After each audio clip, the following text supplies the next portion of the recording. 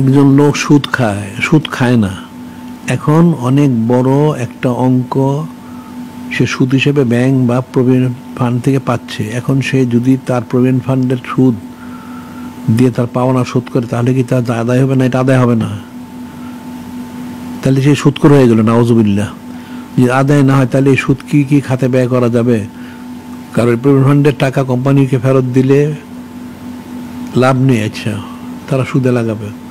এটা তো আমরা বলছি আমাদের এখানে একটা ফান্ড তৈরি করা হয়েছে, যারা এই সুদ হোক বা অবৈধ কোনো টাকা থাকলে সেখানে জমা দিলে সেটা যেভাবে শরীর সম্মতভাবে খরচ করা যায় আমরা সেভাবে খরচ করে থাকি।